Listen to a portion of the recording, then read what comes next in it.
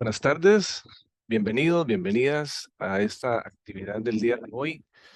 Como siempre, de parte de la Cátedra de Realidad Nacional, Yolanda Romuno, bajo mi cargo, les damos la más cordial bienvenida y gracias por acompañarnos en la transmisión de esta actividad que también se está compartiendo a través de Facebook Live.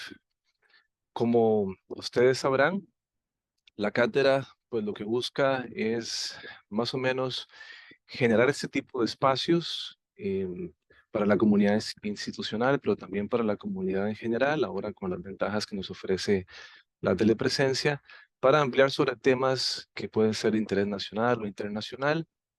La idea es que los estudiantes y bueno, las personas que nos quieran acompañar puedan contar con perspectivas más amplias sobre ciertos temas que deben ser de nuestro interés. Como en este caso que nos convoca un tema fundamental que está relacionado con la violencia contra las mujeres, que es un problema que pues sabemos que está instalado en nuestra sociedad y que se manifiesta de manera muy diversa, teniendo como expresión más gravosa el asesinato de mujeres por el hecho de su condición de mujer. En la cátedra nos pareció que este tema es importantísimo, sobre todo porque en los últimos años hemos visto lo que podría parecer un incremento, un repunte en el número de femicidios. Por ejemplo, en el 2023 hubo un total de 22 femicidios registrados.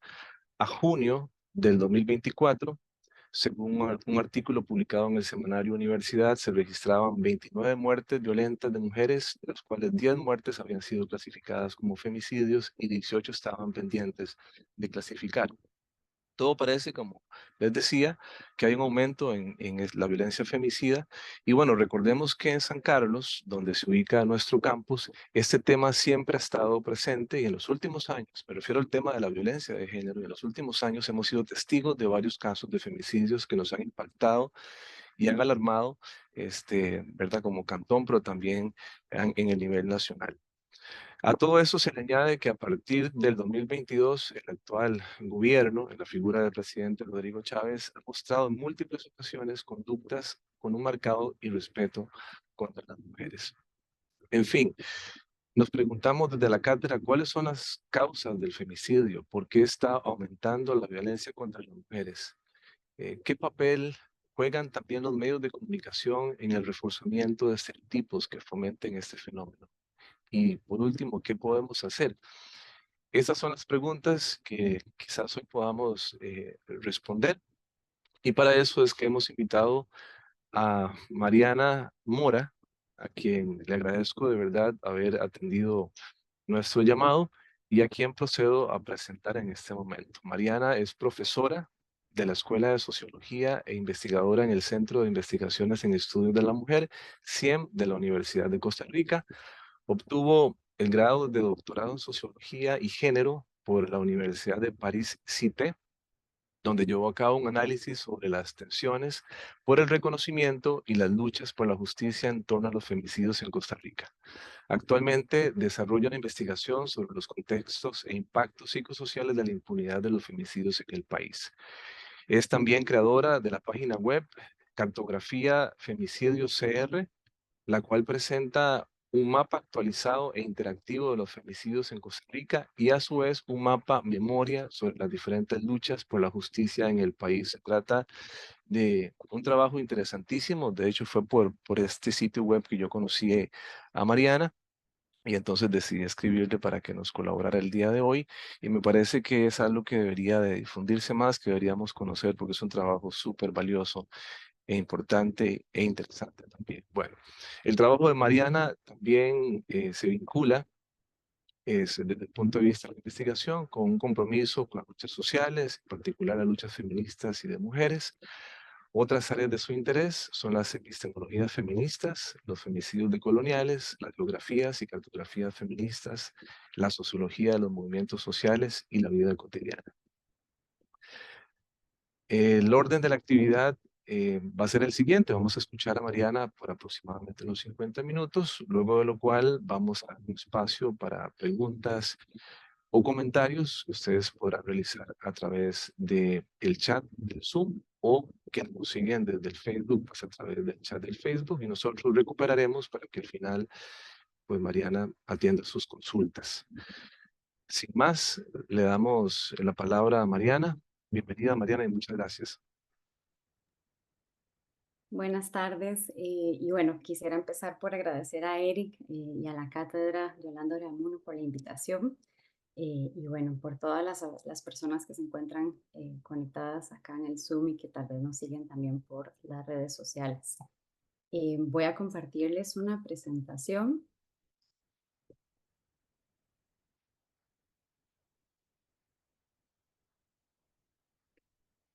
Listo. Em, para contarles un poco, ¿verdad? Y dar inicio a lo que les vengo a presentar hoy.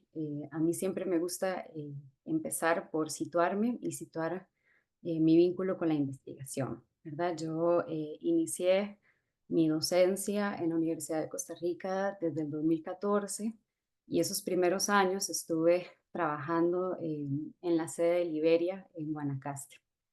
Si ustedes quizás recordarán, en enero de 2017 nos levantamos con una noticia sumamente difícil, ¿verdad? La que se trata de lo que leemos hoy como un femicidio múltiple de las estudiantes universitarias de la sede de Liberia de la Universidad de Costa Rica. Un poco conforme avanzaba ese día y llegaban las noticias, yo reconocí el nombre de una de las estudiantes, de Dayana Martínez, y esto, bueno, se vuelve, digamos, parte de ese motor, digamos, de lucha personal por intentar comprender cómo es que sucede esta violencia extrema, cuáles son algunas de sus características, cómo entenderlas en otros contextos de desigualdad y sobre todo pensar qué hacer, ¿verdad? ¿Qué hacer frente a ellas? Em, Parte también de lo que me motiva a investigar esto se relaciona con una experiencia previa. Estuve trabajando durante 4 años en una asociación en San José con mujeres trabajadoras y extrabajadoras sexuales. Y posteriormente, ya investigando femicidios, algo que logro entender, ¿verdad?, de estas chicas era que muchas de sus historias finalmente revelan el carácter de sobrevivencia, ¿verdad? Muchas de ellas eran finalmente sobrevivientes de femicidio.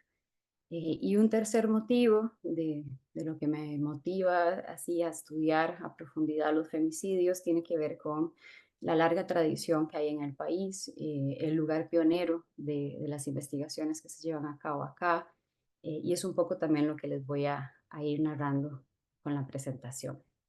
Entonces, les comentaba, ¿no? Yo inicio en el 2017 una investigación doctoral que pues tiene varios objetivos, entre ellos hacer un análisis sobre los datos que se producen por parte del Estado en torno a los femicidios y un poco también a partir de las voces de familiares y de personas víctimas, también conocer de manera más cualitativa cómo se sobrelleva, cómo se enfrentan los femicidios y los efectos a nivel de la comunidad. Una vez ya de regreso a Costa Rica, me he involucrado con, un poco como lo señalaba Eric, desde esta forma de pensar la investigación y su compromiso político y ético. Y a partir de eso he acompañado algunas de las familias de mujeres víctimas de femicidio que durante estos últimos 2 años pues también se han tenido que enfrentar a procesos judiciales y procesos de impunidad. Actualmente estoy trabajando sobre la impunidad específicamente, un poco a partir de las derivas, digamos, de esta investigación doctoral. Entonces he pensado la presentación como en unos 5 momentos. De manera breve me interesa empezar con cómo se nombra y en qué contexto es que se llega a nombrar por primera vez los femicidios. En un segundo momento quisiera hablar del caso pionero de Costa Rica en la investigación y en la judicialización de los femicidios. También de forma breve, en un tercer momento, hablar sobre este esfuerzo centroamericano, un esfuerzo de investigación y también de lucha contra los femicidios. En un cuarto momento, abordar las tensiones por el reconocimiento de los femicidios y lo que he nombrado el continuum de la impunidad. y finalmente abordar las luchas recientes, y esto siempre lo hago con el objetivo y también un poco como una advertencia, ¿verdad? Hablar sobre violencia extrema, em, pues es bastante sensible, pues nos mueve, ¿verdad? Nos interpela y en ese sentido me parece importante finalizar también con el poder de acción, digamos, y de movilización, que muchas veces es el recurso que nos queda en la sociedad civil.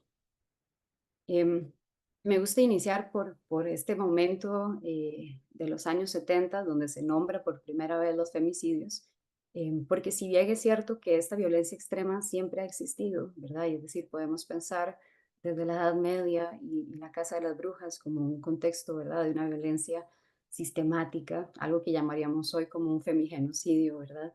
Eh, es decir, este problema ha existido temporal y geográficamente desde hace muchísimos años, pero la posibilidad de nombrarla, la toma de conciencia, ¿verdad? Se da en la década de los 70, que es una década además de mucho movimiento por parte del feminismo, y este se enmarca en lo que llama el Tribunal Internacional de Crímenes contra la Mujer, un espacio que es agenciado por un feminismo que veía con mucho recelo y con mucha preocupación estas intenciones de parte de gobiernos y de organismos internacionales por, digamos, de alguna forma cooptar las luchas feministas, ¿verdad? Recordemos que en los 70 es cuando se declara este decenio de la mujer, también es cuando se reconoce el 8 de marzo como el Día Internacional, ¿verdad? Es como un momento de muchas acciones, como de ese tipo de reconocimiento, pero que este feminismo más autónomo, feminismo más radical, empieza a cuestionar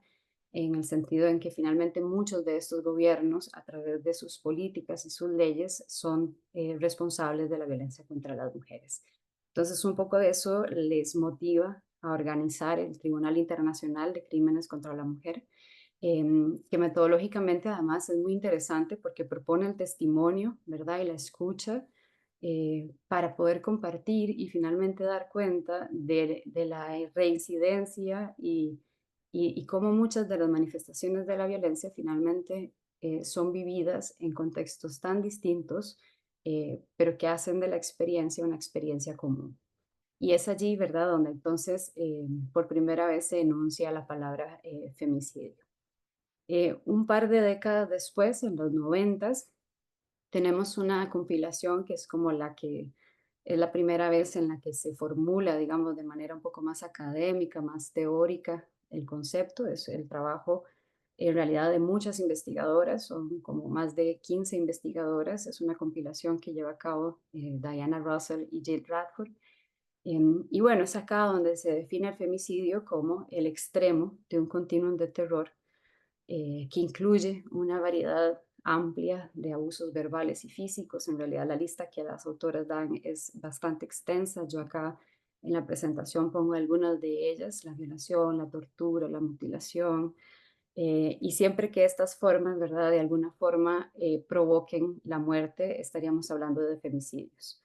Parte, digamos, del mensaje que estas autoras revelan desde la década de los 90 es cómo los femicidios hacia las mujeres dirigen un enunciado en torno a sálgase de la norma y esto le puede costar la vida, y para los hombres puedes matarla y salirte con la tuya, ¿no? Un poco la idea de la impunidad y finalmente también hacia las mujeres la constante y permanente amenaza de la violencia. Em, es muy interesante que si bien estos primeros momentos de nombrar y de identificar, visibilizar, porque bueno, recordemos que durante estas décadas la violencia contra las mujeres era pensado como un problema del ámbito privado, ¿verdad? Entonces, realmente el esfuerzo, ¿verdad?, de resignificar, de identificar, era súper importante, y en el norte global es donde pues como que se da este primer paso, pero finalmente ha sido América Latina y el Caribe donde el concepto ha expandido, ¿verdad? Se ha ampliado, todavía hoy se sigue produciendo nuevas conceptualizaciones en torno a los femicidios. Y también nos habla de ese recorrido de judicialización que también es bastante temprano en la región. Entonces, un poco en ese marco es donde quiero posicionar el lugar de Costa Rica. En Costa Rica, desde los años 80, sobre todo a finales de los años 80, CEFEMINA, quizás conocerán de la organización porque, pues bueno, tiene ya varias décadas, sigue todavía hoy trabajando por los derechos de las mujeres. CEFEMINA, por ahí de finales de la década de los 80, convoca un encuentro de mujeres acá en el país para pensar en torno a la violencia. Y es un encuentro que reúne a más de 80 mujeres y de ahí surge el programa Mujer No Está Sola, un programa que es un programa de una escucha colectiva, para un poco para otorgar herramientas a estas mujeres que tienen la posibilidad de salir de estos contextos de violencia.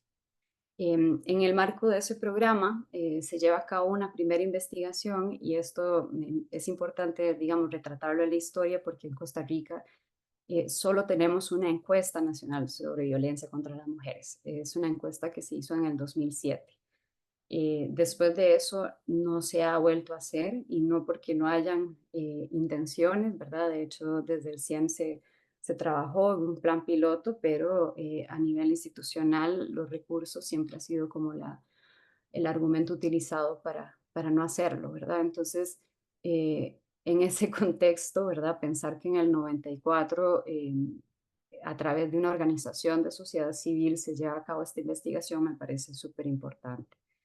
Em, Más adelante, en el 95, Montserrat Zagot, socióloga, también docente en la Universidad de Costa Rica, ella es quien traduce por primera vez el concepto al español. Y esto también me parece que es súper importante en tanto nos abre, ¿verdad? Este puente, este diálogo, esta posibilidad nueva de interpretar en América Latina una realidad que estábamos de todas formas viviendo, ¿no? Entonces, este primer artículo es esa apertura y en el año 2002 se produce esta investigación también de Montserrat Zagot junto con Ana Carcedo. Y esta también es una investigación que a nivel internacional es es la primera investigación que busca a través de un análisis estadístico poder entender la particularidad, las características, la incidencia y demás, ¿verdad? Entonces, antes de esto, encontramos solo la investigación de Julia Monarres en Ciudad Juárez, en México, que trata, digamos, de un contexto local, pero a nivel país es realmente en Costa Rica donde se lleva a cabo la primera investigación. En términos, digamos, de las movilizaciones de esta década de los noventas, y bueno, no he comentado mucho como la parte metodológica, quizás también en las preguntas, si tienen interés, puedo como hablar sobre el tema, pero mucho fue a través de entrevistas, por ejemplo, esto que tiene que ver con la experiencia de movilización en la década de los noventas, fueron entrevistas a feministas que formaron parte, ¿verdad?, de las organizaciones, de las acciones, de las propuestas en general. Entonces, bueno, ellas comentan cómo desde los noventas una práctica común fue el convocar a vigilias, una vigilia que se hacía el primer viernes de cada mes para hacer memoria sobre la mujer que había sido asesinada en ese último espacio de tiempo y también con la intención de informar, sensibilizar a la población. Por ahí del 96, 98, varias académicas, sociólogas, abogadas, economistas, realmente de diferentes áreas, ellas pues se reúnen a pensar la necesidad de plantear una ley específica sobre violencia contra las mujeres. En el 96 en Costa Rica se había aprobado la ley contra la violencia doméstica. Sin embargo, las feministas pues tenían bastante claro que la violencia contra las mujeres no se podía reducir a ese tipo de violencia. Entonces, se reúnen para plantear una ley mucho más amplia, una ley que además estaba en el marco de la Convención de Belén do Pará, esta convención internacional sobre violencia contra las mujeres, que es firmada en el 94. Es una ley que también se propone un componente de prevención y eso me parece que es fundamental cuando se piensa la violencia, no solo abarcar, digamos, el elemento punitivo, sino sobre todo también la prevención como tal. Y bueno, finalmente en el 99, en el marco del 25 de noviembre, el Día Internacional por la Eliminación de la Violencia contra las Mujeres, ellas presentan este proyecto de ley a la Asamblea Legislativa. Les cuento, es un proyecto que es de los que más ha tomado tiempo en ser discutido y aprobado a nivel de la Asamblea. Fueron 2 periodos, fueron 8 años, fueron varios recursos a la Sala Cuarta. Lamentablemente la ley terminó eliminando todo el componente de prevención y también se redujo la definición de la violencia, se volvió a enmarcar en el contexto del matrimonio y la unión de hecho. Entonces, a pesar, digamos, de estos retrocesos en términos de la conceptualización y la motivación, digamos, de esta ley, finalmente en el 2007 se aprueba. Y bueno, remarcar que esta es la primera vez a nivel internacional en que el femicidio se reconoce como un delito penal, ¿verdad? Es decir, pasa de nombrarse primero en el contexto de movimiento social feminista, a pasar a la academia en los 90 en Estados Unidos y también acá en América Latina, inicios, para finalmente en el 2007 mostrar también este pasaje judicial. Quiero comentar brevemente sobre Centroamérica, cómo hacer esa mirada, ese foco, digamos, un poco más amplio, porque en el 2004, en Ciudad de Guatemala, se conforma la Red Feminista Centroamericana contra la Violencia hacia las Mujeres. Y esta es una red que, bueno, nos habla un poco de ese carácter internacionalista del movimiento feminista y que también nos habla de una preocupación regional por atender un contexto en el que se veía el aumento. Si ahora Erika hablaba de lo que estamos viendo ahora, ¿verdad? Pensemos inicios de los 2000 en Centroamérica, era un contexto donde las cifras casi que se estaban duplicando en torno a la violencia contra las mujeres. Entonces, esta red propone llevar a cabo una investigación a nivel regional, una investigación que es liderada por CEFEMINA, pero con investigadoras a nivel de cada país y es una investigación que también produce datos propios, ¿verdad? Como fue en el caso de Panamá, República Dominicana y Costa Rica. Y que bueno, finalmente en el 2010 se publica este texto de No olvidamos ni aceptamos femicidio en Centroamérica. Retomo esta investigación porque un poco siguiendo como la idea de la definición de los femicidios, las feministas centroamericanas aportan, logran, digamos, dar un salto en la definición, porque en la década de los 90 teníamos una definición de femicidios que estaba bastante centrada en la misoginia, ¿verdad? En el carácter, digamos, más cultural de un odio hacia las mujeres. El contexto de Centroamérica, ¿verdad? Nos obliga a las feministas de ese contexto, de esa época, a pensar finalmente en estos escenarios de femicidio, es decir, en los contextos socioeconómicos, políticos y culturales que producen relaciones de poder, que producen a su vez desigualdad, violencia, control, ¿verdad? Entonces es una forma de ampliar la definición en el sentido en el que ahora también prestamos atención a la desigualdad, a la pobreza, ¿verdad? A la injusticia, digamos, a un nivel más amplio en términos socioeconómicos. Y bueno, un poco esta historia de Centroamérica es también lo que nos explica que haya sido precisamente en esta región donde se hayan aprobado las primeras leyes, ¿verdad? Comentaba el caso de Costa Rica, pero el año siguiente fue Guatemala y El Salvador en el 2010. Ahora bien, el contexto actual de los femicidios en Costa Rica y remitirme con esto un poco a lo que trabajé en la investigación. Les comentaba que la ley, hasta el año 2021, definía los femicidios únicamente en el contexto, como lo verán en la presentación, como en el contexto de relación de matrimonio, unión de hecho declarada o no, ¿verdad? Esto quiere decir que femicidios cometidos por el exnovio, por un desconocido que ejerce violencia sexual, femicidios en contexto de trabajo sexual, etcétera, quedaban excluidos del reconocimiento y del registro y evidentemente posteriormente de la judicialización.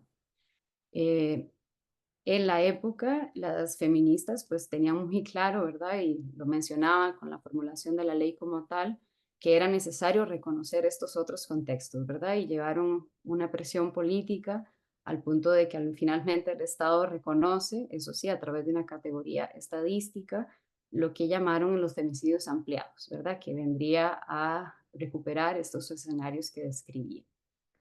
Eh, Sin embargo, un poco con la sospecha, ¿verdad?, sobre el Estado, una sospecha bastante fundamentada en la historia de cómo ha atendido la violencia contra las mujeres, pues me doy yo a la tarea, digamos, de investigar si finalmente, a pesar de estos esfuerzos, si no sigue habiendo un subregistro, ¿verdad? Si no siguen habiendo escenarios que quedan por fuera del reconocimiento del Estado. Entonces, un poco siguiendo la tradición de la investigación en el país, hago una revisión de medios de comunicación durante el periodo de estudio. Esto me permite construir una base de datos que luego contrasto con los informes estadísticos que produce el Poder Judicial. Y también me apoyo en el modelo de protocolo latinoamericano de investigación de muertes violentas de mujeres por razones de género de la ONU.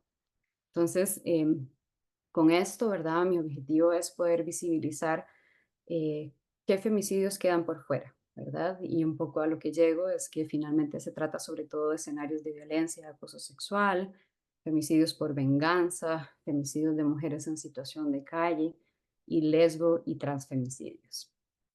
Em, Esto pues produce un montón de resultados en términos estadísticos para el periodo, pero pensando pues que ya pasó, quisiera más como concentrarme en la herramienta que Eric comentó al inicio. Em, Voy a dejar de compartir la presentación para pasarme a la página web. Em, un poco con la intención, ¿verdad? Y también como esta perspectiva desde la investigación de para qué producimos, con qué motivo y para a quién deseamos, ¿verdad? Que lleguen estos resultados. Pues yo busco una herramienta que pueda ser más accesible, que sea una herramienta que además invite a la interacción, ¿verdad? Es decir, que busquen en la persona que mira un lugar activo, ¿no? Entonces, un poco a partir de eso es que construyo la cartografía de femicidios. No sé si la ven acá en pantalla, la voy a hacer más amplia. Esta cartografía, bueno, al lado derecho en la columna, digamos, están algunas de aquellos indicadores que me parece que son contrastables entre sí. El año, el grupo de edad, nacionalidad, provincia, el femicida, el tipo o escenario de femicidio y la clasificación que esto refiere a si el Estado lo reconoce o no como un femicidio. Cada uno de estos puntos que ustedes ven en el mapa finalmente trata sobre un femicidio, un caso de una mujer víctima de esta violencia extrema. Entonces encontrarán una breve información. Con esto busco que no sea, no quiero revictimizar, sino todo lo contrario, más bien es con el objetivo de humanizar los datos. Entonces son datos bien breves, concretos sobre diferentes casos bueno, que he podido ir retratando del año 2017 a la actualidad, porque si bien la investigación terminó en el 2022, este es un trabajo que yo he seguido haciendo también desde ese compromiso eh, pues con las mujeres y en general con lo que investigo. Voy a regresar a la presentación.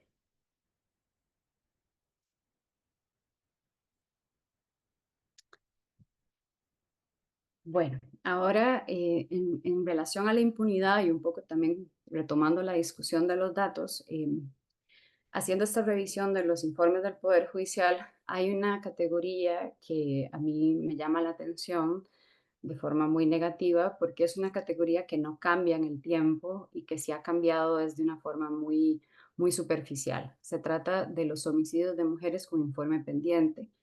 que como verán, por ejemplo, en el año 2017 es una cifra muy similar al total de femicidios, ¿verdad? Se trata de 23 casos con informe pendiente y 26 femicidios reconocidos.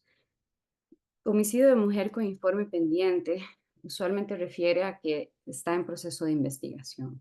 Entonces, cuando hacemos esta mirada hacia atrás y son casos que finalmente no se movieron, estamos hablando, y es algo como que lo han llamado así, la impunidad oculta, porque son casos que ni siquiera llegan a juicio, ¿verdad? Son casos que quizás no hay suficiente prueba, casos que se desestiman, casos que por el tiempo que ha pasado también se archivan.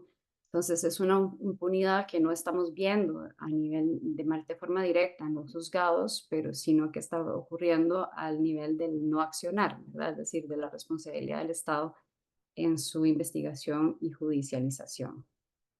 Por cada 10 femicidios, menos de 3 obtienen algún tipo de justicia penal. Esto a partir de los datos que tiene el Estado, que también son datos que carecen, digamos, de detalles y que es un poco el trabajo en el que estoy este último año. De manera paralela, y pensando justamente en que los datos no nos dicen mucho, ¿verdad?, sobre la impunidad, más que cifras que ojalá igual nos alarmen, yo hago también un estudio de caso a partir de 5. Uno de ellos es el femicidio múltiple de Liberia que les comentaba al inicio. Los otros 4 son de diferentes tipos, hay escenarios distintos, geografías distintas, edades distintos, pero que el criterio en común es que se trataran de casos que hubiesen suscitado algún tipo de acción en el espacio público. Y bueno, un poco el ejercicio metodológico acá fue trabajar con entrevistas a profundidad, con familiares y con personas cercanas, personas de las comunidades.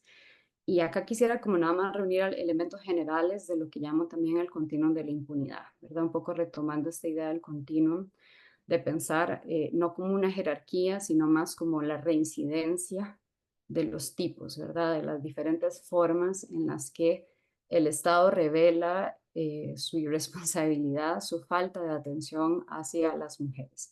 Entonces, hablamos, digamos, desde antes del cometido del femicidio en relación a la falta de acceso o las dificultades de acceso que tienen las mujeres en cuanto a servicios y estructuras legales para atención sobre la violencia.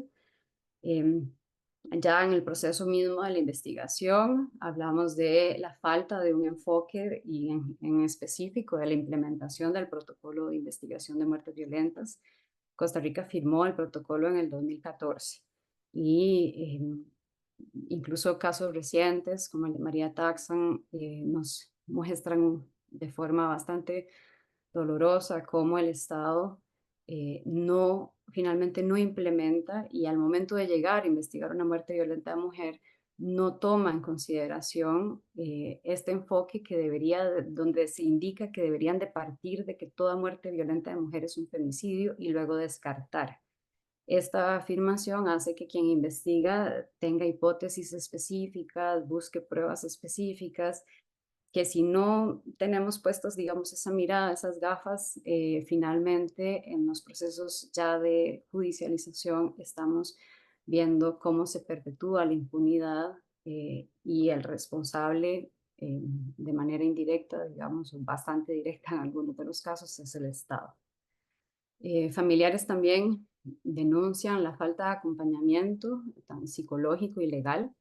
Eh, Aquí cuando entrevistaba a autoridades del Estado, muchas me decían, pero existe la Oficina de Atención a la Víctima, ¿verdad? Pero finalmente, ¿quiénes conocen que esa oficina existe?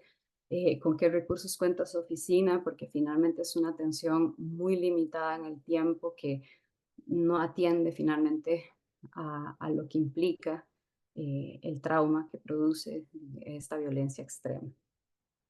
Y bueno, todas estas condiciones en las zonas rurales y costeras se encrudecen, ¿verdad? Un elemento que ha sido señalado es, por ejemplo, a nivel judicial, la alta rotación de fiscales, ¿verdad? Esto hace que los procesos, debilita los procesos, hace que tomen más tiempo, revictimizan a las familias, las hacen comenzar de nuevo a explicar, ¿verdad? Entonces, es algo que en las zonas rurales vemos con mucha frecuencia En las zonas rurales y costeras en general hay un menor presupuesto a nivel institucional y encontramos también mayores desigualdades territoriales, como lo pueden ser, por ejemplo, Guanacaste o Punta Arenas. Em, de forma paralela, ¿no? Como pensando este problema, a mí también me interesaba ver cómo la figura, más allá del sujeto clásico que ha sido el movimiento feminista, digamos, de qué otras formas a nivel comunitario o familiar también se respondía en Costa Rica ante los femicidios. Entonces, en el 2017, acá son fotografías, acá tenemos familiares de Stephanie, Dayana e Ingrid, que es una fotografía del juicio, de uno de los días del juicio. Acá están acompañadas por varias estudiantes y profesionales de la Universidad de Costa Rica que acompañaron este femicidio, que también les puedo comentar un poco más en las preguntas o comentarios. Y también acá a la derecha tenemos a familiares de Angélica y familiares de Helen, que esto es una vigilia que se lleva a cabo por el femicidio de Angélica, que es una chica asesinada en el contexto de escenario de pareja en Pérez Celedón en el 2018. Y esta foto, ¿verdad? El ponerlas una a la par de la otra para mí es importante porque es un primer momento donde de forma, digamos, espontánea, familiares se encuentran, ¿verdad? Porque a la derecha son la mamá y las hermanas de Helen, que es otro de los casos que yo estudié, también en el escenario de pareja, esta vez en Puerto Jiménez y también en 2018. Entonces, ya desde el 2017, 2018 vemos a diferentes familias empezando a tomar la palabra en el espacio público, a formar parte ya, digamos, de estos actores, de estos sujetos políticos en la lucha contra los femicidios. También en la costa pacífica y también con la intención de resaltar el movimiento allá, me interesa presentarles acá lo que han hecho las mujeres de la zona de Cóbano, Santa Teresa, que en el 2018 toman acción ante el femicidio de María Trinidad, conocida también como Sirena, una chica que venía de México, que viajaba sola, como dicen, y que en Santa Teresa es asesinada en el contexto de violencia sexual. Meses después, en diciembre de 2018, este mismo grupo de mujeres organizadas también se manifiesta, esta vez en Cóbano, ante el femicidio de Joelyn, una chica menor de 18 años, asesinada en el contexto de pareja, una chica nicaragüense, donde pues acá las mujeres también se movilizan a la comunidad de los mangos a sensibilizar y posicionar allí también este tema. Ya 2019-2020 vemos de manera un poco más fuerte la presencia de estas madres, la madre de Caroline en el 2019 y la madre de Luan y de Allison en el 2020. Ya vemos su presencia, ¿verdad?, en los medios de comunicación. Vemos acciones como la fotografía del centro, que ya son acciones coordinadas para denunciar, en este caso, al Poder Judicial, el OIJ, en su no accionar ante la desaparición de estas chicas. Y esto también de alguna forma, de forma orgánica, digamos, lleva a que en agosto de 2020 se constituya el grupo de familiares sobreviviendo el femicidio, ¿verdad? Un grupo que, un poco a partir de las palabras de uno de ellos que entrevisté, me decía, es una comunidad donde este dolor extremo es lo que nos une, ¿verdad? Y eso nos permite reconocernos, nos permite apoyarnos, nos permite sentir que no estamos solos finalmente, ¿verdad? Un poco de elementos que quisiera resaltar de estos últimos años, del 2020-2024, como para ver en paralelo, digamos, con esta fuerza que adquiere las familias en el año 2020, que es precisamente en el contexto de la pandemia, ¿verdad? Y creo que esto es sumamente particular de que a pesar del contexto, que un contexto donde aumenta el desempleo para las mujeres, aumenta el trabajo informal también para las mujeres, Vemos la medida del encierro y lo que significó esto para mujeres que convivían con su agresor, y que finalmente se traduce en la cifra más alta en los últimos 10 años, con un total de 30 feminicidios. Es un contexto en el que las mujeres están en una condición de mucho mayor riesgo y vulnerabilidad.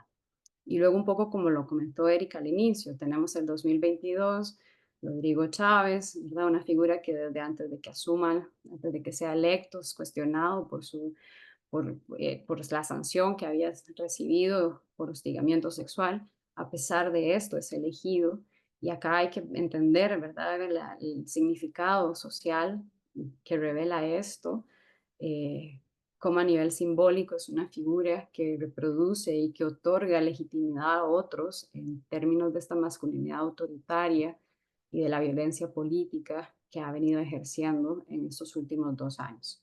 A nivel económico también estamos frente a un gobierno que ha intentado destruir el Estado social, ¿verdad? Vemos en cuanto a inversión social cómo se redujo montones en términos del Producto Interno Bruto. Y esto es necesario leerlo además en relación al aumento de la violencia social, ¿verdad? Cuando yo investigaba esto antes del 2022, lo usual era ver cifras de 500 homicidios al año, ¿verdad? Desde el 2022, estas cifras empiezan a aumentar bastante, de forma bastante considerable, y 2023 tenemos, por ejemplo, el año con la peor cifra, con 700 homicidios, perdón, en 834, perdón, homicidios. Y en lo que va del 2024, acá en la presentación veo que hay un error, ya llevamos 700 homicidios y un total de 40 muertes violentas de mujeres y 14 reconocidas como femicidios. Y bueno, a pesar de ese contexto, eh, resaltar que, por ejemplo, en el 2020 se lleva a cabo una manifestación que es bastante histórica en el sentido de que es una manifestación que convoca a 11 regiones distintas al mismo tiempo, el mismo día, para denunciar los femicidios y la impunidad. Esta se lleva a cabo en septiembre de 2020. Em, y esto, junto al movimiento, ¿verdad?, de familiares, son lo que permite o lo que evidencia, digamos, esta presión que se viene ejerciendo a lo largo de estos últimos años y que de alguna forma la vemos materializada en el 2021 con la reforma del artículo 21 de la ley de penalización, es decir, el artículo de femicidios, donde finalmente, tras muchísimos años, el Estado finalmente amplía la definición y reconoce ya de forma legal estos otros contextos de femicidio. Familiares también han tenido una lucha sumamente importante. En el 2022 son quienes logran posicionar la necesidad de una ley de reparación integral para personas sobrevivientes de femicidio, una ley que se aprueba en los últimos meses de la administración anterior y que lamentablemente durante el gobierno de Rodrigo Chávez no se ha logrado implementar. Y de hecho está ahorita en discusión con reformas y bueno, ahí seguimos igual ejerciendo presión eh, para que se implemente. Y quisiera terminar con esta memoria. Es una memoria que da cuenta, es una memoria que llamamos en ese sentido un archivo vivo en el que no es una memoria acabada o completa o que ya no hay nada que agregar, sino todo lo contrario. En realidad es una memoria que inicia de forma sistemática en el 2017, pero reconociendo evidentemente esta historia que desde los años 80 en el país se da en contra de los femicidios. Voy a compartírselas también así brevemente en los últimos minutos que me quedan. Em,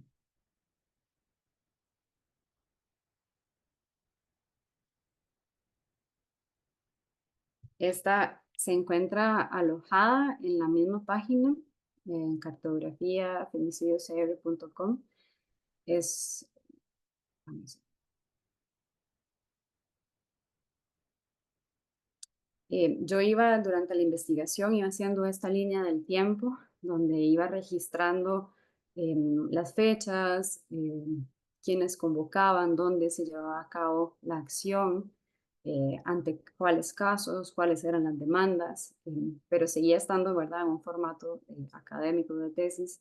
Y la idea de pasarlo también a un mapa, ¿verdad? Es un poco en respuesta a algo que me comentaba la gente cuando veía el mapa de la cartografía de los femicidios, y muchas de las personas me decían es que es un mapa del dolor, es un mapa que me produce rabia, es un mapa que me produce impotencia, y bueno, un poco haciéndome cargo de esas emociones, es que también propongo ahora el mapa de memorias de luchas, un mapa que lo que intenta es reivindicar el sentimiento y la emoción de la esperanza, a pesar de los contextos de recrudecimiento y de aumento de las violencias contra las mujeres.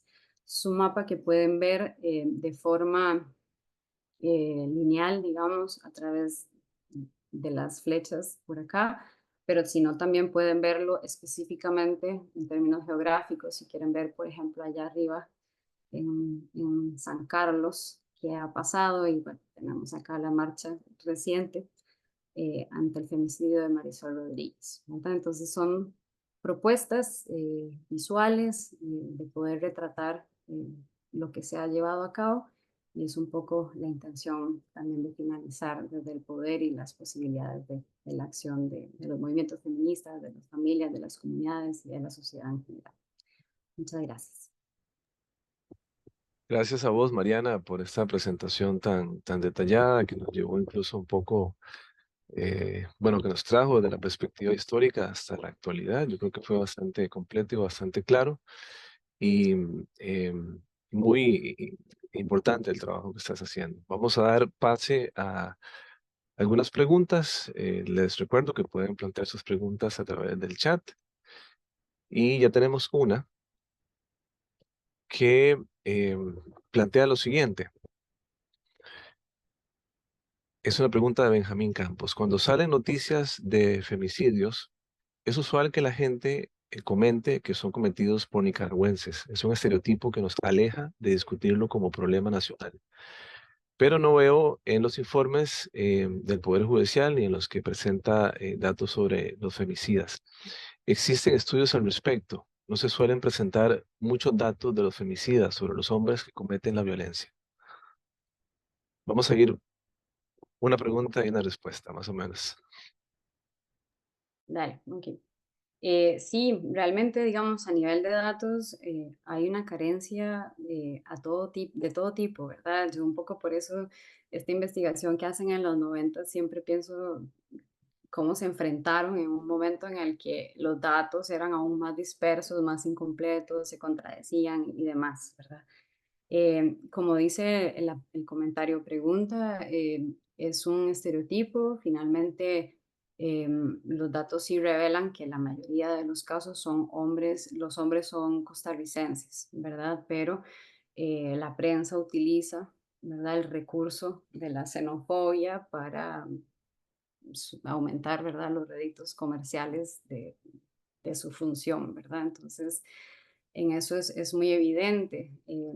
Hay muchos trabajos sobre cómo se analizan, cómo se presentan los femicidios en los medios de comunicación, que hablan, pues, por ejemplo, viéndolo desde el otro lugar, cuando la mujer es víctima, ¿verdad? Y un poco el contraste que yo vi con este caso de la chica mexicana, turista, ver en comparación con el de Joelin, ¿verdad? Porque para mí era significativo que eran dos casos que estaban muy cerca, ¿verdad? Santa Teresa, Cóbano, un lapso de agosto a diciembre, las dos extranjeras, pero en el caso de Sirena tenemos cientos de noticias, y en el caso de Joelin literalmente eran tres, cuatro noticias, ¿verdad? Entonces, por un lado, cuando es el femicida, el nicaragüense, se resalta, ¿verdad?, montones ese lugar para potenciar el sentimientos de xenofobia y nacionalismo en el país, y cuando son las víctimas, más bien muchas veces vemos la poca atención que los medios otorgan. Y en el caso en Costa Rica, desde el 2018 vemos un aumento en los femicidios de mujeres nicaragüenses, que coincide con el aumento de la migración en general y con el contexto de la dictadura en Nicaragua. Entonces, sí, sé que son, digamos, temas que hay que seguir abordando en general en relación a los hombres. También es una invitación para que los hombres investiguen a los hombres, ¿verdad? Y un poco den cuenta de estos otros elementos, digo, más allá de la nacionalidad. Muy bien. Bueno, aquí hay bastantes preguntas. Vamos a ir haciendo una selección. Em, Nos pregunta, por ejemplo, Jason Alpizar, que cómo influyen, yo creo que ya lo abordaste un poco, pero podemos reafirmarlo, cómo influyen los factores culturales y tradicionales en la prevalencia de la violencia de género y el feminicidio en Costa Rica.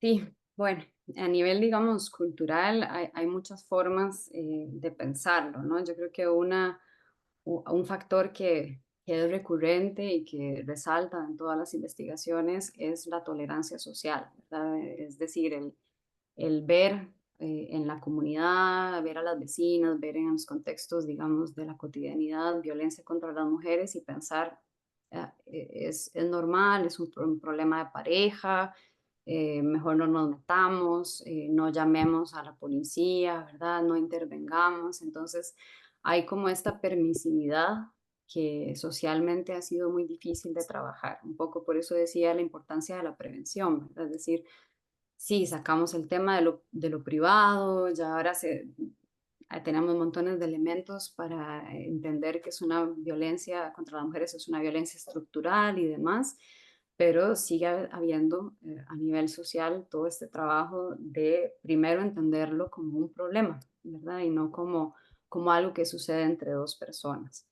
Em, Elementos también, digamos, culturales que yo creo que este contexto resalta montones y que pasan por el control, ¿verdad? Que tienen que ver con la autoridad y el control y el poder que con figuras como Chávez se han resaltado, pero que realmente son factores que también se vienen analizando con los femicidios desde hace muchísimo tiempo, ¿verdad? Esta idea de que las mujeres de alguna forma pertenecemos a, y cómo se coarta ahí la autonomía, la libertad de las mujeres, un poco justificando estas relaciones de dominación. Y es algo que, pues lamentablemente, de una socialización temprana, diferentes instituciones del Estado y de la sociedad en general, refuerzan, ¿verdad? Refuerzan a través de estereotipos, refuerzan a través de comentarios, refuerzan a través de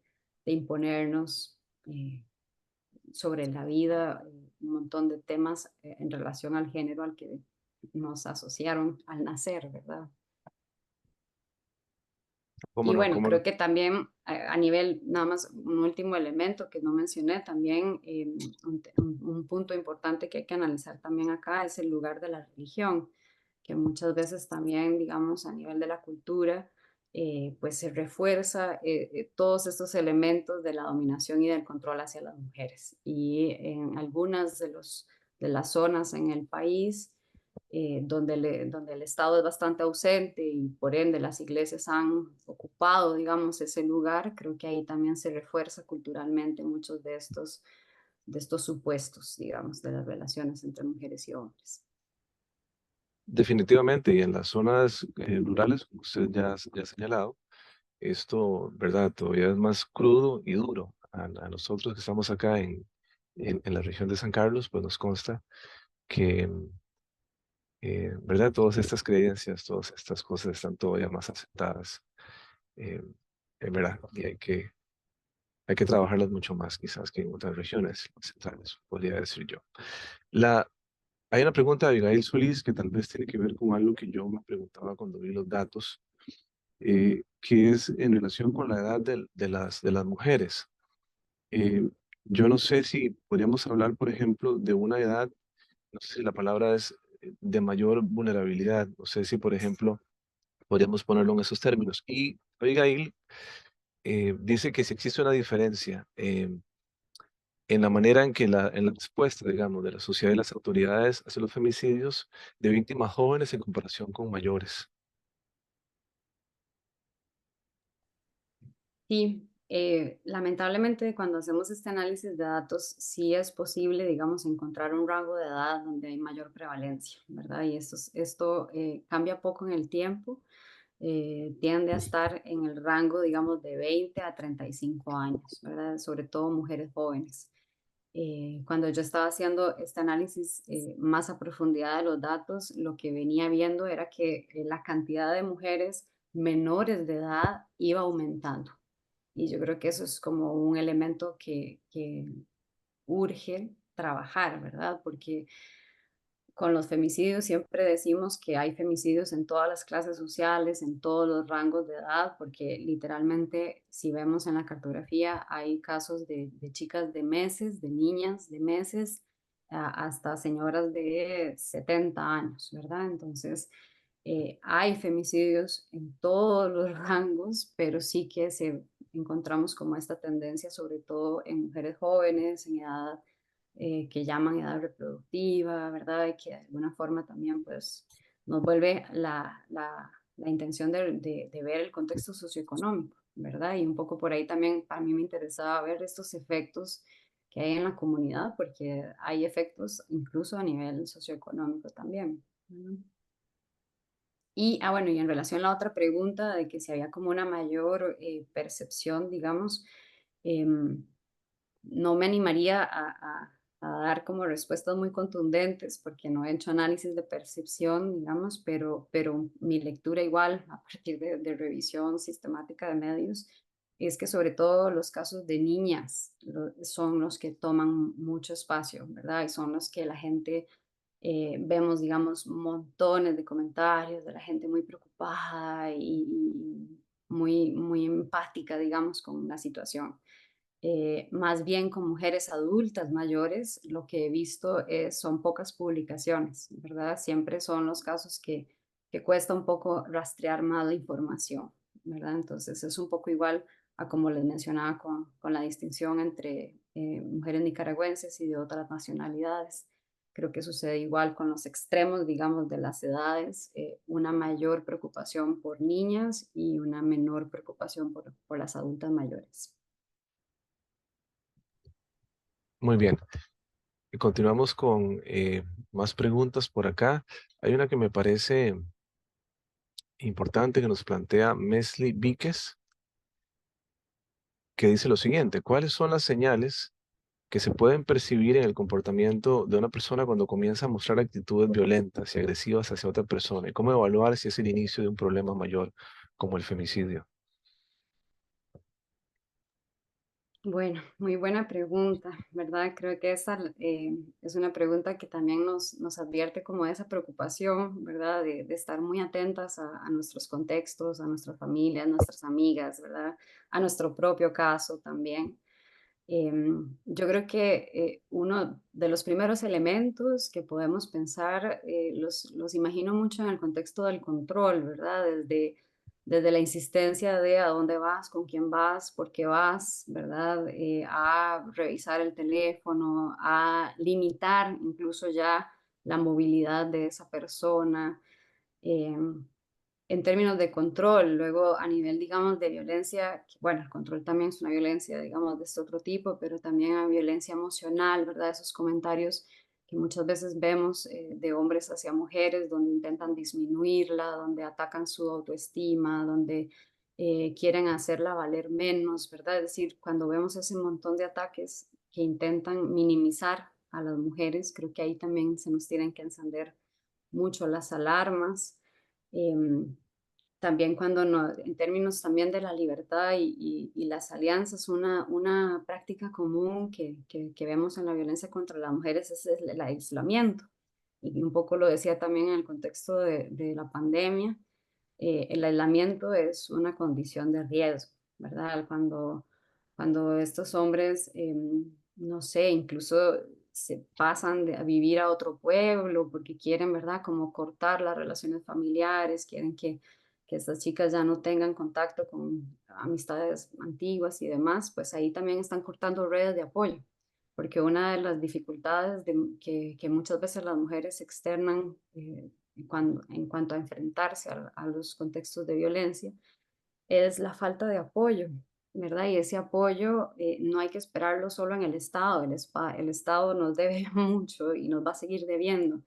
El apoyo también está en la vecina, en las amigas, y en ese sentido el aislamiento es una alarma también muy importante. Muy bien. Vamos a continuar y bueno, volviendo un poco al tema de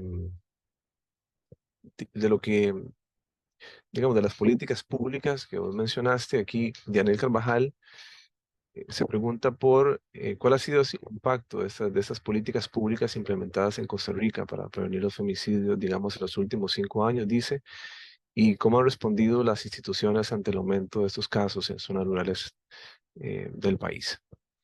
Un poco para reafirmar lo que ya más o menos abordaste antes. Sí, bueno, también conocer la incidencia de una política y sobre todo esta que tenemos desde el 2007, ¿verdad? Para estudiar. Em, Creo que el hecho de que se haya eliminado el componente de prevención, pues como que consolida esta argumentación de que lo punitivo no es suficiente, ¿verdad? Porque en realidad es la única política directa en torno a los femicidios, ¿verdad? Entonces, es una política que si bien tiene la función, digamos, de, de decirle al otro que si comete esto, ¿verdad? Existe un castigo. Finalmente lo que vemos con los datos es que materialmente esto no se está traduciendo realmente en algún tipo de sanción. Entonces, esa permisividad que otorga la impunidad es un factor que hace que se sigan cometiendo femicidios y que por ende la ley no sea suficiente, ¿verdad? Es decir, no vemos que tras la ley haya habido necesariamente una disminución de los femicidios, ¿verdad? Sino más bien hay contextos en los que más bien hay repuntes de femicidios y tienen que ver con contextos de crisis, sobre todo de crisis socioeconómica en específico, ¿verdad? Entonces, un poco por ahí creo que a nivel de la política nos quedan debiendo mucho, Ujú, ¿verdad? Esta ley de reparación, y no lo mencioné, pero bueno, en términos, digamos, de lo que plantea, es realmente pues de avanzada, como dicen, en contraste con lo que hay en otros países de América Latina, porque por ejemplo en Argentina, Uruguay, hay medidas de subvención económica para hijos e hijas de víctimas de femicidio, pero la ley que se planteó acá en Costa Rica es mucho más amplia, ¿verdad? Incluye, por ejemplo, el acompañamiento psicológico y legal, algo que evidentemente surge de la necesidad de las familias. Incluye no solo hijos e hijas en cuanto a la subvención, sino que incluye también adultos mayores o personas con discapacidad que dependían de estas mujeres víctimas de femicidio. Entonces, es una propuesta, digamos, un poco más amplia y que en términos de justicia la pensamos en relación a la reparación, ¿verdad? Que la reparación, un nivel muy básico, es la justicia a nivel del ámbito penal, pero la reparación se desea que sea mucho más que eso, ¿verdad? Que incluya, y bueno, eso lo tiene la ley de reparación que propusieron, por ejemplo, la construcción de algún tipo de memorial en el espacio público para dar cuenta, digamos, de esas mujeres víctimas, para posicionar sus historias, la memoria. Entonces, se podría hacer más. Yo creo que el contexto actual un poco lo retrataba al finalizar la presentación, digamos, ujú.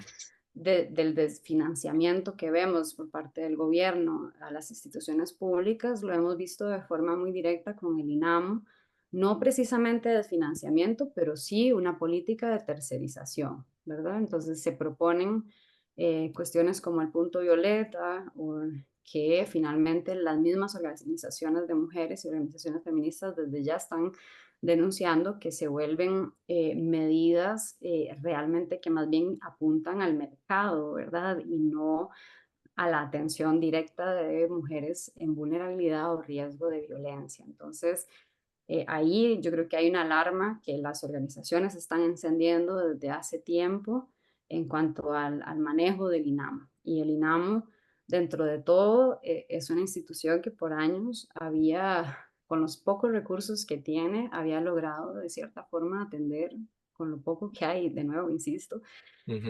pero que este contexto actual, sinceramente, lo que vemos es esta tercerización de servicios y por ende una calidad mucho más inferior que lo que había antes. Es esperable que entonces, digamos, nos encontremos con mayor impunidad, digamos. De eso más o menos se pregunta David Murillo acá, que se preocupa por el tema de la impunidad y de cómo podemos como población exigir mayor responsabilidad de parte del Poder Judicial, ¿verdad? Para poder dejar que no es que esto no pase en vano. Claro, sí, bueno, por un lado, yo creo que hay que presionar porque se implemente este protocolo, ¿verdad? Es decir, ¿cómo es posible que 10 años posterior a su firma sigamos teniendo casos como el de María Taxan, que si no es porque la familia presiona por un segundo juicio, este femicidio hubiese quedado en impunidad y una impunidad donde el femicida queda absuelto por duda y ahí el Estado mismo está reconociendo esa deficiencia, digamos, en el proceso. Eh, y un poco retomando la pregunta vieja sobre los medios de comunicación, hay algo que es importante entender, que es como esa pedagogía que se da y que finalmente con los femicidios y de forma alarmante, yo lo he visto un poco de esa manera, ¿verdad? En cuanto a cómo también los femicidas aprenden a encubrir sus crímenes, ¿verdad? Entonces, por ejemplo, casos en donde queman la vivienda para que no quede ningún tipo de evidencia. Casos donde se hace pasar por una mujer en situación de calle, pero que con el tiempo se logra dar cuenta que pues era la pareja igual. O incluso casos, que esos me parecen los más complejos de investigar y también de revelar el carácter de género, han sido casos en donde los femicidas contratan al sicariato, ¿verdad? Por ejemplo, el de Caroline, el de esta mamá que en 2019 está buscando a su hija en Heredia.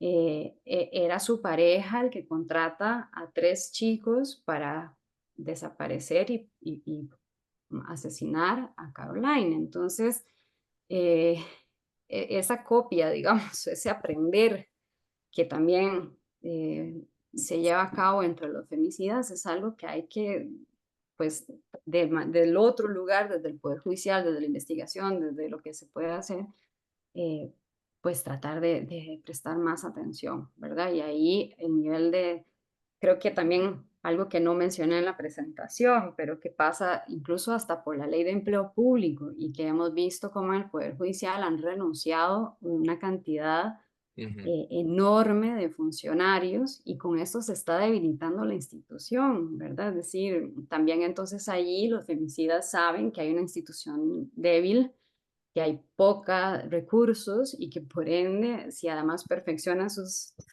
formas macabras, digamos, de violencia, podrá salir impune, ¿verdad? Entonces, es un poco desalentador el contexto, pero pensando en la última parte de la pregunta, en cuanto a qué podemos hacer, ¿verdad? Yo creo que tenemos que visibilizar esta molestia en el espacio público, ¿verdad? Por ejemplo, ayer hubo una vigilia frente al Poder Judicial, una vigilia convocada por mujeres de la costa, mujeres de Sámara, que desde hace más de una semana están buscando a una chica que se encuentra desaparecida, ¿verdad? Entonces, acompañar estos procesos de denuncia, presionar por los medios que tengamos, ¿verdad? En nuestros lugares de trabajo, en nuestros espacios de comunicación virtual o demás, ¿verdad? Como formar parte de esta indignación que deberíamos de sentir todas y todos ante la violencia contra las mujeres. Muy bien. Mariana, para ir cerrando, tal vez hay dos preguntas acá que podemos agrupar. retoma cosas que ya has dicho, como el tema de la ley, porque pregunta Mariana Venegas sobre las acciones específicas que se podrían implementar para ir reduciendo esto en el país. Y Yajaira también habla o se pregunta sobre qué recursos están disponibles actualmente para las víctimas y las familias. Bueno, ahorita no hay recursos para las familias, ¿verdad? Lo que les mencionaba, la ley está paralizada en la Asamblea Legislativa. Y de hecho, este grupo de familias sobreviviendo el femicidio han denunciado un caso que ahorita se me escapa el nombre de la niña, pero es un caso sumamente doloroso porque es una niña que ella es hija, su madre y su abuela fueron víctimas de femicidio.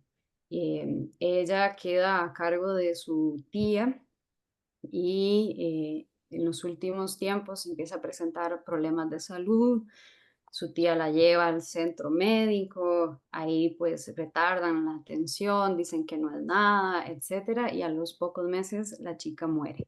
Entonces, las familias han denunciado esto como una consecuencia, digamos, de cierta manera indirecta de la no implementación de la ley de reparación, porque la ley de reparación, una de las medidas es acceso prioritario a la salud, ¿verdad? Entonces, si esto hubiese estado implementado, esta chica la hubiesen atendido de forma prioritaria, hubieran dado cuenta de que tenía un problema grave, le hubieran podido atenuar los dolores, preparar a la familia, qué sé yo, ¿verdad? Todo lo que conlleva una atención realmente integral a una niña que había vivido una violencia, porque además ella fue testigo, entonces, ¿verdad? Eh, pues eso, ¿no? Una ley que lamentablemente no se implementa. Y con la ampliación de la reforma, esta ampliación del 2021, al menos la última vez que pregunté, que fue hace un par de meses al Poder Judicial, todavía no contamos con algún tipo de condena, con alguna condena bajo el artículo 21 bis, que es este que amplía los escenarios de femicidio, ¿verdad? Entonces, hay una reforma, pero ahí tenemos que estar muy al tanto, también como en alerta, de ver si finalmente se aplica esta reforma o si finalmente estamos frente a un cambio, digamos, a nivel de cómo se nombra la violencia, pero que no va a tener efectos en su aplicación. Y ahí pues queda todo el tema del derecho, ¿verdad? Y qué hacer con el derecho, qué hacer con, con cómo se conceptualiza, cómo las personas que cumplen los roles en estos juzgados y demás, también procesos de sensibilización, dejar de que estos procesos dejen de ser optativos como es en la actualidad, sino que, no sé, aquellos juzgados que atienden violencia contra las mujeres tengan que ser personas con enfoque, personas especializadas en derechos humanos y derechos de las mujeres, ¿verdad? Porque en realidad a nivel institucional pues eso, creo que realmente tenemos todavía muchas carencias. Sí, definitivamente es un tema por el que queda muchos retos todavía, y por ser tan multicausal también. Y bueno, para no quitarte más tiempo, Mariana, quizás la última pregunta, que es la de, ya voy a leer el nombre de la estudiante. eh, Vamos a ver. No, del estudiante Michael Hernández. Él se pregunta un poco por el tema de la cartografía que vos has venido trabajando y de cómo esto contribuye al tema. Y quizás yo quisiera ampliar la pregunta de Michael y decirte si hay algo que nosotros podemos hacer para contribuir a ese trabajo tan importante que estás haciendo. No, muchas gracias por esa última pregunta. Em, sí, la cartografía pues ha tenido unos efectos que yo sinceramente no imaginaba, ¿verdad? Pues mi intención inicial era como visibilizar, hacer pública esta denuncia, ¿verdad? Del subregistro y demás. Y de forma muy temprana, incluso yo estaba todavía allá en Francia, yo la hice pública antes de finalizar los estudios. Y estando ya en Francia, el primer efecto, digo, y el más significativo para mí fue cuando me contacta una persona familiar, ¿verdad? De una mujer víctima de femicidio. Entonces, esta persona ve el mapa, eh, hace el zoom, ¿verdad? En su región y lo que ve es que hacía 2 años había ocurrido también un femicidio del mismo tipo, un femicidio de una madre y su hija. Entonces, pues a este familiar lo que le hace, ¿verdad? La cartografía es pensar, no soy solo yo, no es solo mi caso, Ujú. algo está pasando en esta zona, en la zona de Los Santos, estoy hablando del caso de Fernanda y Raisha, un caso que hemos acompañado en los últimos años y que ahora en diciembre está próximo a juicio. Entonces, la cartografía tuvo ese primer momento, ¿verdad? Muy significativo de incluso llegar a las familias, ¿verdad? Y después de eso, con otras familias también, por ejemplo, una de mis grandes inquietudes con esta investigación son las mujeres en situación de calle, ¿verdad? Son asesinatos que vemos que salen muy poco en los medios de comunicación, salen como mujer no identificada y que las mismas características del contexto hacen bien difícil la obtención de prueba, el revelar quién es el victimario y demás. Entonces, y es un dato que también siento que va aumentando, ¿verdad? Conforme los últimos años. Entonces, en ese caso, también una familiar, pude compartirle datos para que ella también, ¿verdad? Viera como que no es solo su hermana, sino que son muchas mujeres en condición, en situación de calle, que también han sido víctimas de esta violencia extrema. Luego en aulas, digamos, me han contado también como profesoras, profesores que comparten la cartografía, que les ha tocado de que una persona en el aula es amigo de alguna de las víctimas, era prima de, ¿verdad? Era vecina de. Recuerdo un chico en políticas que la vio en su casa y su mamá era amiga de, ¿verdad? Y como que todas estas experiencias, el punto común es como sentir cierto, ¿cómo decirlo? Como sentir el tema de la memoria, ¿verdad? Como decir, ahí está mi tía, ahí está mi amiga, ¿verdad? Ella no es un número más, no es que ya nos olvidamos porque fue hace unos 5 años, sino que si yo quiero buscarla, ahí está, ¿verdad? Y creo Ujú. que eso también en términos de la memoria es muy importante. Entonces, también es lo que me motiva a seguir haciéndolo. Y cómo contribuir, bueno, ahí yo pongo igual mi contacto porque también a veces llevar el pulso, ¿verdad? A los medios de comunicación no siempre es fácil, entonces a veces también la gente me escribe de forma directa, también con las luchas, porque sobre todo luchas regionales no salen en los medios de comunicación, ahora por dicha, por redes sociales, los grupos hacen su propio perfil y ya son ellas quienes publican sus propias acciones, pero también si no por ahí me pueden escribir, porque la idea es que esa memoria sea un archivo vivo construido por todas y todos, ¿no? Muy bien, quería recordarles que ahí en el chat yo compartí justamente el enlace a la cartografía para que en caso de que no lo hayan visto por ahí lo recuperen. Y la profesora Chela Alarcón, que está con nosotros y está participando con su grupo, me pidió la palabra, así que le vamos a dar el pase a Chi.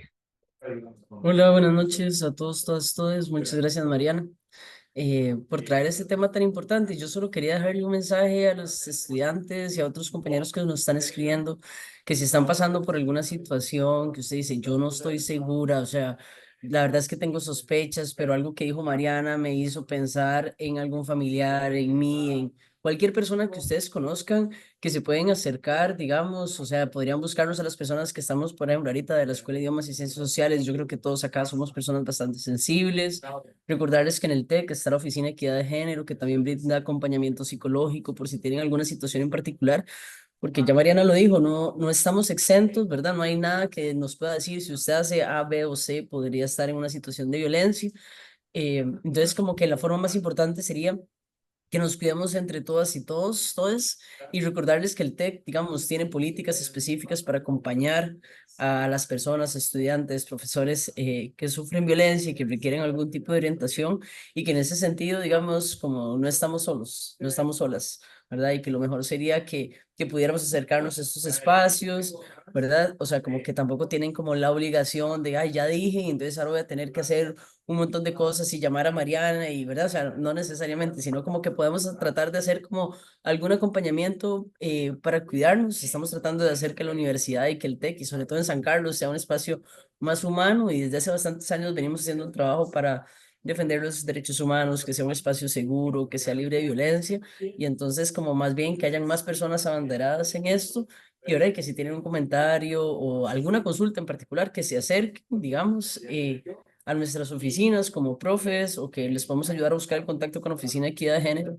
para que puedan recibir un acompañamiento, ¿verdad? Como todas las personas pueden estar expuestas a ese tipo de situaciones lamentablemente, entonces como que tampoco hay que sentir vergüenza y sino más bien que podamos como acompañarnos de una mejor forma y bueno, agradecerles y reiterar todo mi respaldo. Usamos muchísimo la cartografía de mi clase, entonces como agradecer a Mariana que esté hoy por acá con nosotros.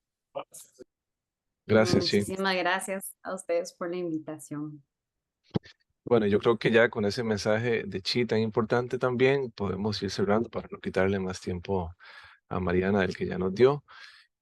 Agradezco bueno, la participación de Chi y su grupo, creo que también por aquí está Karina con su grupo y Benjamín, y a todos los que se conectaron, especialmente a Mariana por haber aceptado mi invitación y por habernos compartido su tiempo. Quiero recordarles que pues la cátedra ahí participa de algunas redes sociales como Facebook, como Instagram, pueden buscarla para seguirse dando por enterados de las actividades que vamos a realizar. La grabación de esta conferencia va a estar en el Facebook Live, porque ahí queda, y también va a estar en la página de YouTube de la cátedra, para en caso de que quieran repasarla. Probablemente a partir de mañana ya va a estar disponible. Y bueno, sin más, muchas gracias, Mariana, de verdad, por el tiempo y por esta exposición tan clara y tan abarcadora, y que pasen una muy bonita noche. Muchísimas gracias a ustedes. Bonita tarde, noche. Hasta luego. Hasta luego, chao.